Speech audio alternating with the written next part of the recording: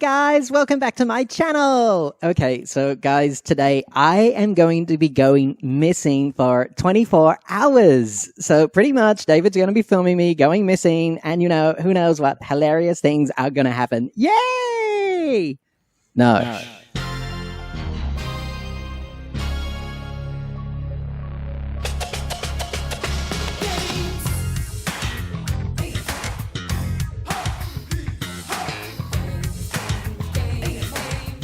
This is not the type of channel that we are, and if that's what you're looking for, get out.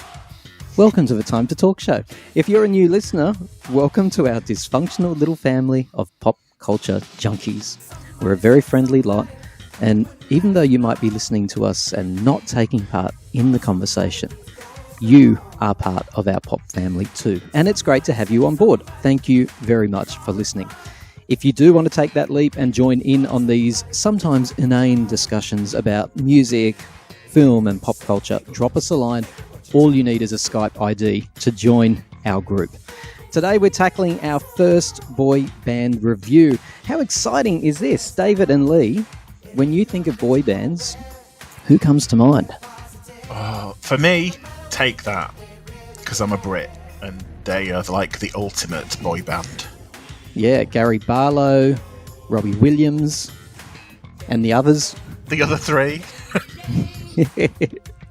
For me, I guess it would be the New Kids on the Block. But later, I would say BSB, which is probably my favorite of all the boy bands. Boy bands. There's the Jacksons, the original boy bands. Well, actually, the original boy band could be considered the Beatles, if I'm going to be honest. There's NSYNC, One Direction. Have either of you heard of Menudo? Of course. Was that the one that Ricky Martin was in? Yes. And once you got to a certain age, you were kicked out. Oh, it was, wasn't it? It was kind of once you hit like puberty, they chucked you out, didn't they? Yes, absolutely. Boys to Men.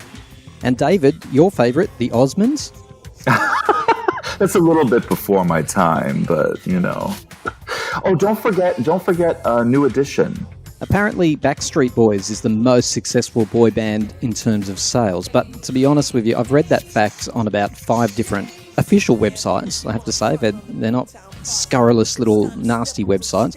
But it just doesn't strike me as true. So I'm going to call BS on that. Surely the Beatles would have to be the highest selling boy band of all time, if they're counted as a boy band, and why wouldn't they be? For me, a boy band tends to be a group of people that are brought together by either a management company or a producer and are kind of sort of created, whereas a band tend to kind of come together organically. So I wouldn't tend to say that the Beatles would be a boy band, or like the Rolling Stones or people like that.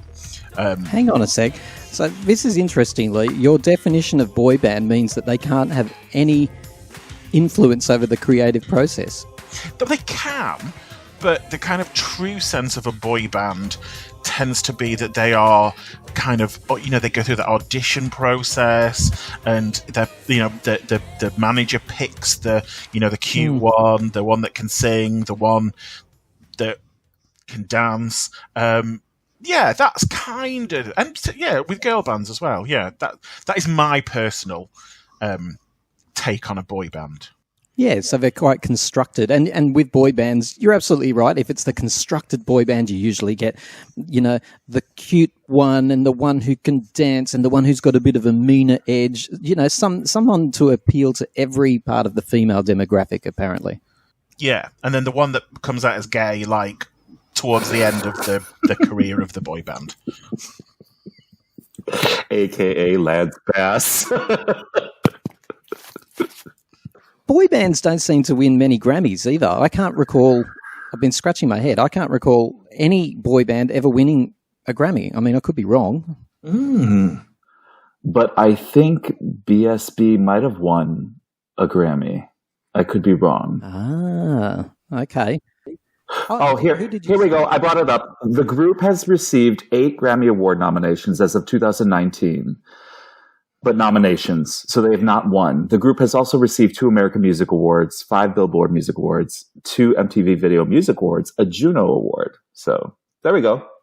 What is it about a boy band that's so appealing? They're kind of designed so that there is, something that you will like. They've got to have the songs. They've got to have the tunes, because there was loads of boy bands that had awful songs that didn't last very long. So they've got to have a good song, and they've got to sing.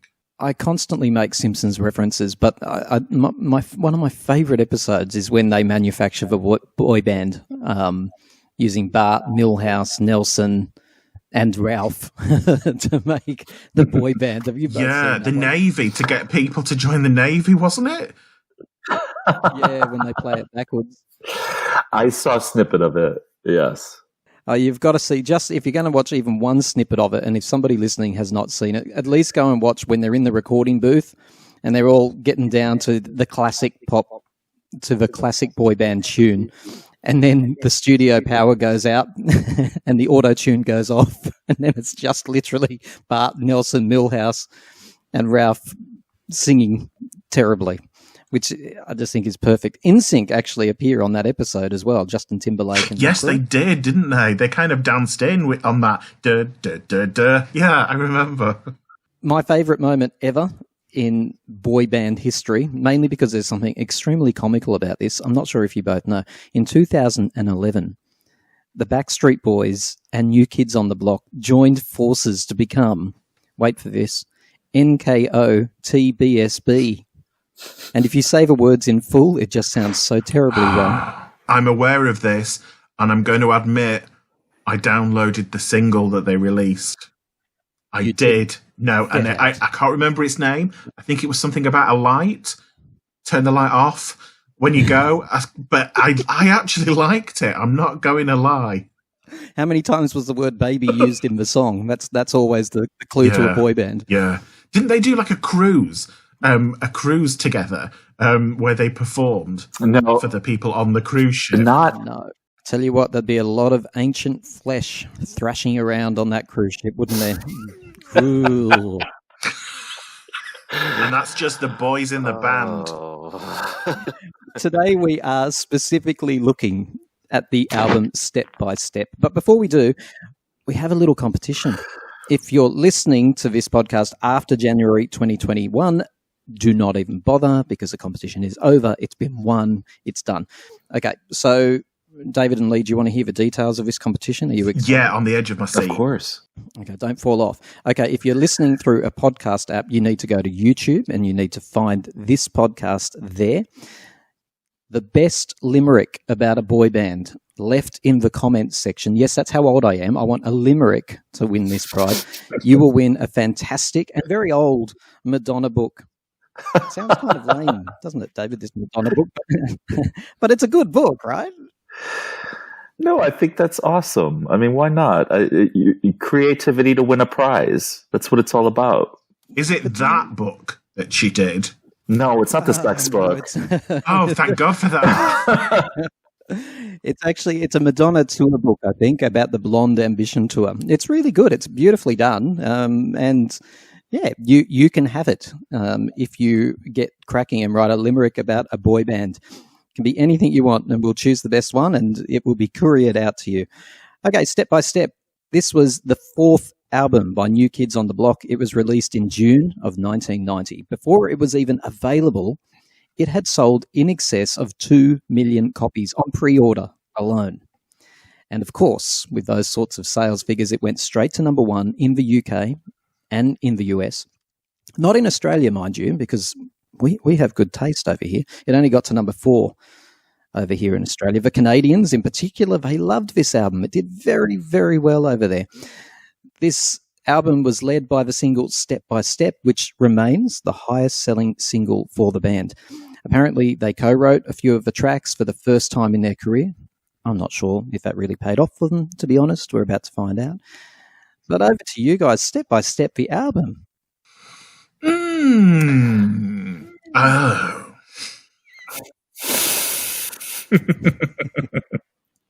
Come on, Lee. Well, we have very different views on this album. I think I said it was 10% R&B bangers, 90% dreary, syrupy ballads. But David has a different take on it. Well, you have to understand that they're key group audience were 13, 14-year-old girls. So, they want to sit in their beds and listen to their cassette tape or compact disc of them singing these lovely, lovely, beautifully written ballads. I've got to say, I was really looking forward to listening to this album. I didn't listen to it at the time. I knew the singles at the time, and I was really excited. So I went on a little cruise, put it on. It starts off really well, but my goodness, it loses its mind pretty early in, probably by around track 4 or 5 or so, around there. It just degenerates into a hot mess. Well, they even got into a little reggae, which kind of cracked me up. But, I think it's one of the better tracks on the album. And I love Donnie, Well, look, let's start on a positive note. Step by Step, the actual single and track number 1 on the album. This is a genius song, isn't it? I mean, this is what pop music's all about. Yeah, it has 1990 written all over it. Maurice Starr was their main producer. He worked with, as I mentioned earlier, I don't think I mentioned it on the podcast, but he worked with Bobby Brown and his huge group, New Edition. So I don't know. I think it's yeah. I mean, this is what was radio back in 1990. It's a great fast track dance pop song, and Jordan Knight, the best singer in the group, he had lead vocal.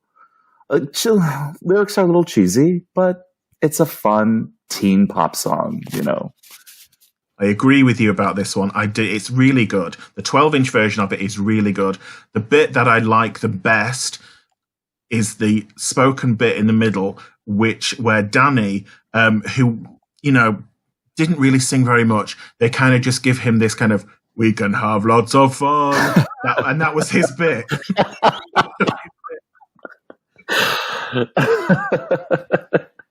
Okay, I'm going to test you both out now, because if you don't know this, you can't be part of the podcast anymore. Step 1. Oh, step 1. We can have lots of fun. Step 2. There's so much we can do. I just said it. I don't know. And then step 3. It's just step 3. 3. Yes. My horrible falsetto there. Sorry. David, do you know how he managed to sing that line? Apparently, in the video clip that they're standing on the stairs, apparently he straddled it, and they got a microphone, and as he went down, he sang the line, and he had to do 6 takes to get it that high. It wasn't until his testicles were truly squished against the banister. The things they do for art. Step 4. Step 4, something about give you more. I can give you more. Step 5. Don't you know that the time is right? Yeah, something like that. Yeah, yeah, I love it. I tell you what, the new kids on the block fans who've tuned in to listen to this scintillating review of Step by Step, they've either just logged off or they're already typing a comment before we've even finished. Sometimes amateurs know best, and a lack of professionalism is all you'll hear on the Time to Talk show. Join Tim and his panel of guests as they wade their way through a range of news, music, and pop culture treats. Time to Talk, the show hosted by amateurs for unprofessional listeners. Keep calling him Herman, and that is not Danny. Yeah, I'll be Danny, not Herman Munster. Danny. Now, you're very cruel, Lee, aren't you? You keep calling him Herman for a reason. Go on. Yeah, I am. He couldn't sing. He couldn't dance. He looks like Herman Munster's son. When we were talking about how they went through a process of auditioning, how much had he given them to let him in that band? Yeah, no. In every boy band, there's always like some weirdo, like like look at in NSYNC. I'm sorry, Chris Kirkpatrick with those awful braids and dreads. Who was he? And then in BSB really didn't. I guess Howie Duro was the odd man out with BSB, but Danny, he didn't bother me that much. He's he was the masculine one in the group. about the spoken word concept, you listen to that, they're talking about sex, and it's like, these 13, 14-year-old girls, are listening to these innuendos by these boys. It's kind of wrong. David. It's true. Hello. We're not talking about what we can. Yes, they are. We can have lots of fun. There's so much we could do. It's just you and me. I could give you more. Don't you know that the time is right? What? Did you? Are you seeing it, Lee? Are you seeing it? Not aware. I was not aware of that. I am now, but I was not aware of it. When you read them all together, when you read it all together, it's like, let's go to bed. Let me take your virginity. That's exactly what it means. Oh my goodness. Do you know when they have these ink blot tests and the person who's looking, the whole concept of that, David, that's what's going on here. This is clearly about cooking, this song. Where's Simon? We could talk about his cookbook to Step by Step. Tonight, this is a true homage to Lennon McCartney. Yeah. Shortly. I mean, this is like a I hated it. It's that kind of horrible fake brass sounds that they got on a synthesizer. The rhymey bit. Oh, you know how we dissed Madonna and her Shooby-Doo song, but this has, see the girls with the curls in their hair, the buttons and the pearls and the loud fanfare. What does that even mean, David? Is that about sex as well? The pins, not the pearls. You got to get the lyrics right. The buttons and the pins and the loud fanfare. Oh, that makes much more sense. Do they say pearl? Yeah, they don't say pearls. I'm almost positive it's pins. Oh, that makes more sense, because I was sat there today thinking, yes. What do these girls turn up wearing pearl necklaces to the concerts? What very proper. I just didn't get it, but that's cleared it up. Oh, Lee. They even reference their own track in this one. I was listening again for the, I haven't heard it for a while, but there's something about they reference The Right Stuff and maybe another song. They do. They say hanging tough as long as we've got the right stuff. David, baby, I believe in you. This is very much up your alley, isn't it? It's raunch, it's romance, all at the same time. It's saxophone. Mm-hmm. Well, a wah-wah guitar will get me every time. And Jordan Knight, who's a very good singer, I think he delivers beautifully on this song. Yeah, who wouldn't become a little horny after listening to this song, No horn at all for that song. I didn't like it. Drippy ballad. It sounded a bit like the Bee Gees to me, like a song that the Bee Gees could have sung. How come Kenny G comes in halfway through? I don't know. The end of the 80s, 90s, saxophones and ballads were pretty key to, that time. I mean, it was that time. And what are you trying to say? Tim knows I play saxophone, so I grew up playing sax. Surely you can give us a little solo of this breakout now. No, but I will do. I'll do a social media video for you exclusively on my sax, Tim. It's all good. I'm looking forward to that social media post. Mm-hmm. I'll do it. Listen. Okay, can I just ask you all to hold for a second? I think I've actually got a call coming in. Yep, I do. Okay, so just keep it down for a minute. It's actually Janet calling me back. One moment. Hi, Janet. Yes, it's Tim. Tim, from the Time to Talk show. We've messaged you a few. Yeah, you didn't get back. Look, yep, I don't want to hold you up for too long, Janet. I just really thought it was important for you to know that back in 1990, the New Kids on the Block, they had this album track called Call It What You Want. Oh, really? You should care. I mean, I haven't even made my point yet. Hey, what's LaToya got to do with it? Oh, really? Oh, well, there are creams for that. Oh, she wouldn't. Anyway, so look, call it what you want. New Kids. It sounds like a rip-off of Miss You Much. I know it was successful. I didn't know it had sold that many copies. How many countries? Really? Oh, well, look, I just thought you'd want to know anyway. Yep, sure, no problems. Yep.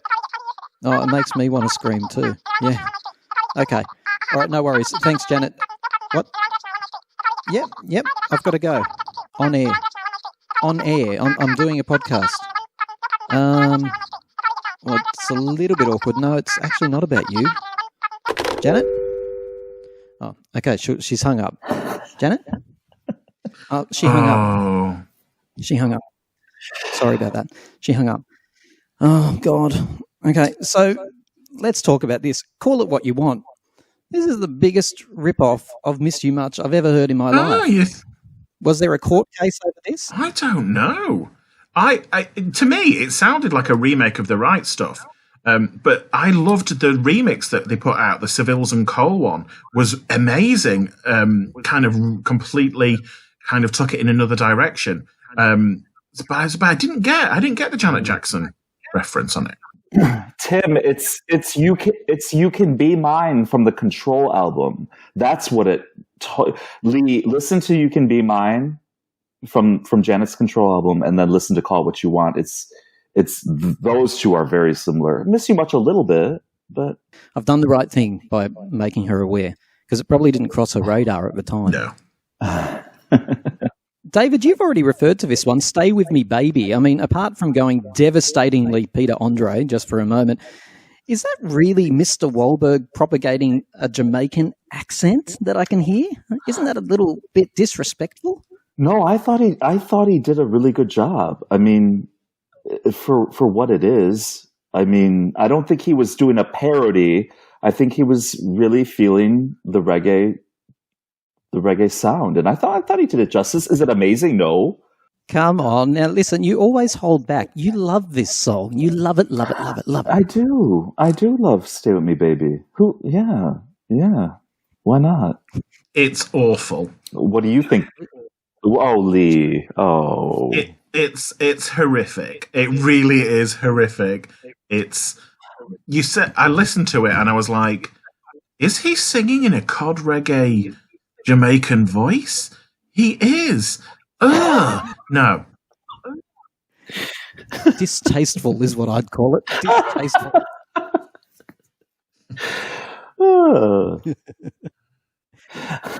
It's probably the reason why the album only got 2 stars from Rolling Stone. So that and that awful "Happy Birthday" track by the gay one, Jonathan. That is just. That is the worst song on the album. It is the worst song in the history of the world. Well, I'm glad we can agree on that, Lee. That is dreadful. It's the worst song with "Happy Birthday" in the title of the whole entire universe. Absolutely. Yeah. What was he thinking? He was thinking, shame. I'm going to write this song and it's going to replace "Happy Birthday" and I'm going to be a multi-billionaire. But then when it was released, it was a crime and he should have been sent down for life. Crime. Yes. And think of all these legendary groups that did these kind of 50s songs in this kind of manner, like the Spinners, the Platters. They were all rolling in their graves. They're like, oh no.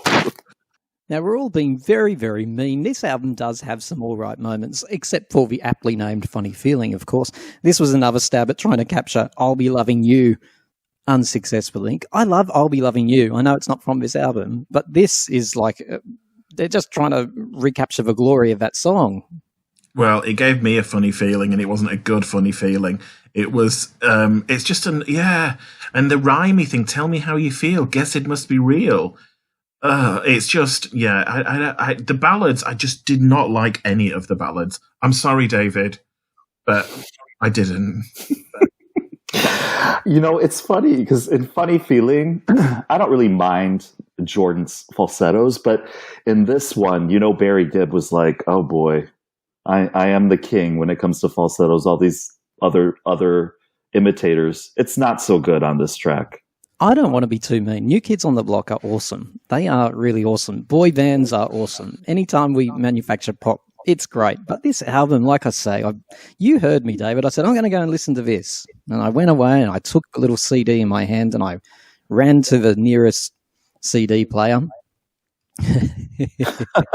Sorry, what decade am I in?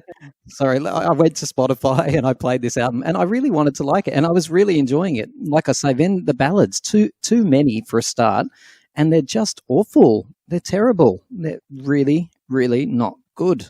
Well, no, ballads in the 80s and 90s were king of songs, and the ballads were played all over the radios. American radio, at least I can speak for, and they were catering to the girls. I'm singing right to you. They were. That's exactly what was going on. But look, the joke is on us. New Kids on the Block are laughing all the way to the bank. This was a successful album. It went gold 7 times platinum in Canada. Excuse me, if you're from Canada, please leave a comment right now. Why? And in the United States, 3 times platinum. It sold 3 million copies over there. Incredible stuff. So it was a very successful album.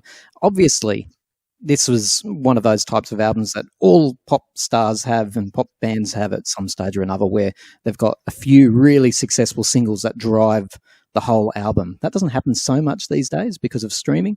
But back then, if you had a couple of really good singles, it's all you needed to shift the units, as they said.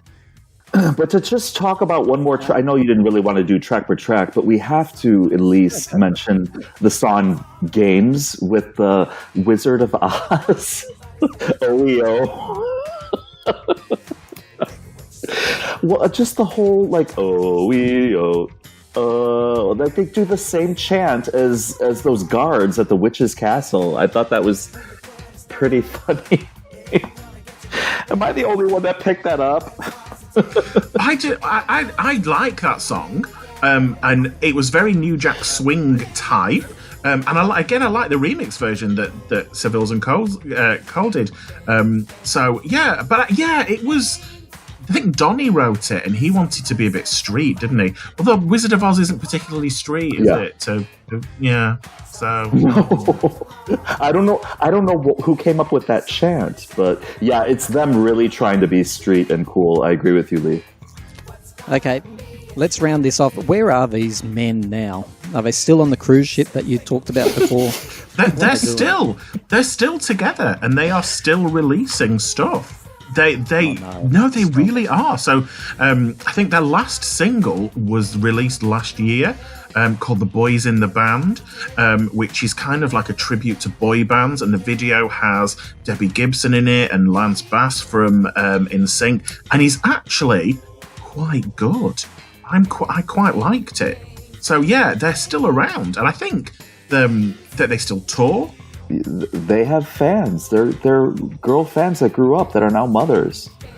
Still, they'll go out and purchase a $75 ticket and see them. So hey, that's great. That's loyalty. Should people listen to this album? No. No. Go for their remix album that was the one after this. No More Games, the remix album, I would say. So it's aged about as well as Donnie Wahlberg's face. Hey, David and Lee, thanks for reviewing this. I don't know if the fans are going to be particularly happy with us, but I guess we're just going to have to brace ourselves. Got a funny feeling. I still have love for these guys. So don't go step by step. If you want an entry point into New Kids on the Block, don't go step by step. Go for their greatest hits or possibly album number 2. There you go. We've been more than fair. Thanks for having us, Tim. It was fun. Take care, Dave.